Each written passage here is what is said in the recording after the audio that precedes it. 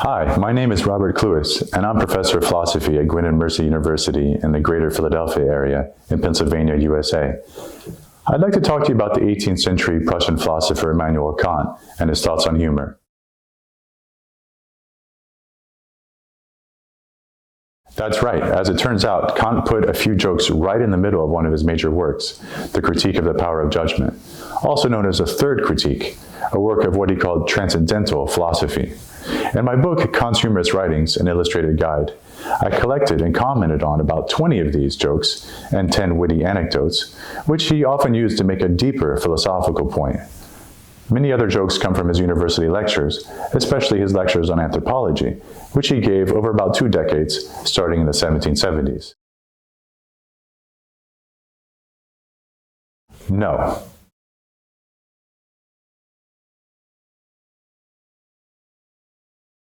They are interesting on their own, but also because they reveal how his ideas on humor have been influential. And they also show his relation to his predecessors discussing humor. In humor studies, Kant is widely recognized as one of the most important contributors to incongruity theory.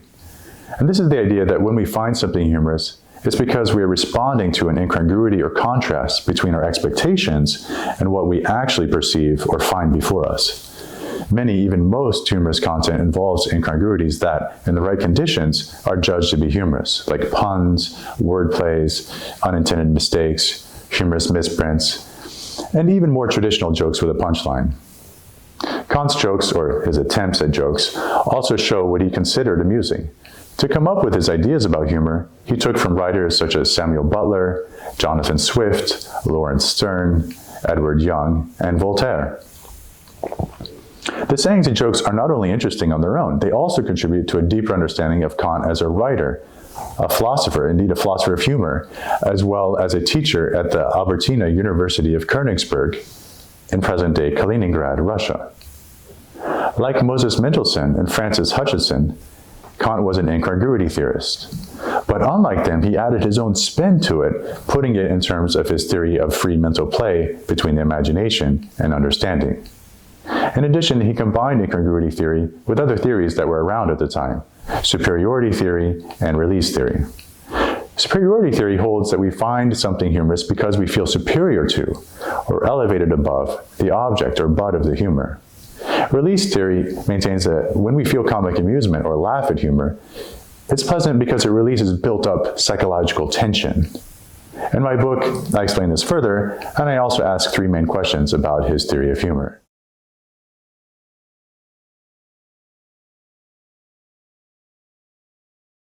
What, in those 7 pages in the third critique, did Kant think about wit, whim or caprice, and naivete? Wit, or Witz in German, is the capacity to see connections among diverse particulars.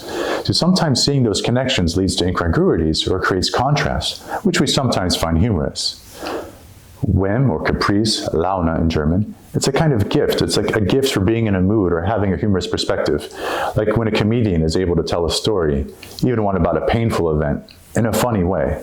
It's a kind of outlook that puts a humorous spin on things.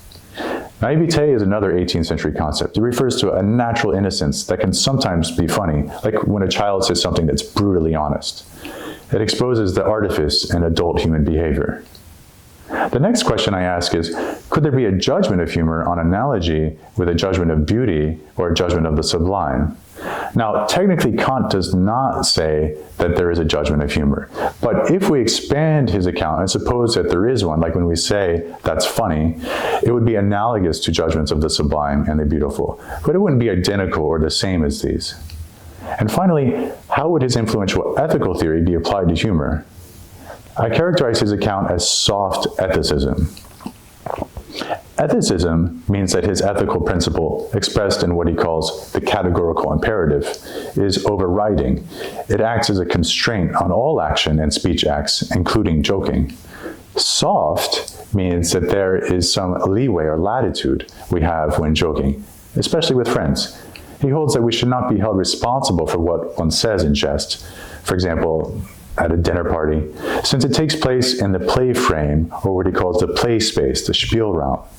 Still, and this is the ethicism, we should at all times respect the dignity of the other people we are joking with. even if, it should be added, some of Kant's printed joking remarks went too far and are unethical or unjust. And I'm referring, for example, to some jokes or quips in the early 1764 work, Observations on the Feeling of the Beautiful and the Sublime. He implies that one should be able to respond or tease back. So it's not just a one-way teasing. And here I think we can see his ethical principle of shared dignity emerging. Everyone is on the same playing field.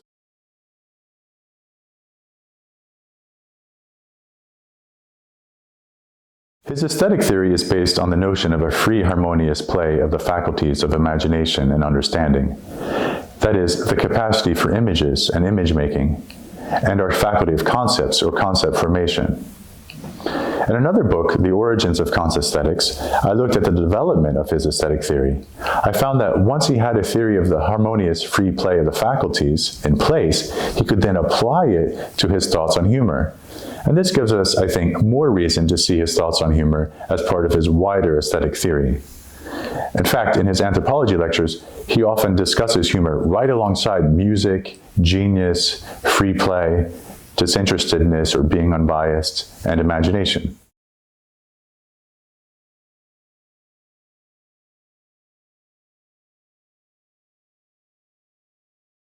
While the jokes might not be laugh out loud, you never know. You might be surprised by a joke or two. At the very least, his account of humor seems worthy of more sustained philosophical and historical attention. So maybe keep in mind the 18th century context of his jokes. And when reading his jokes, don't raise the bar too high. At one point, I was tempted to call the book Kant's Humorous Writings, I Wish They Existed.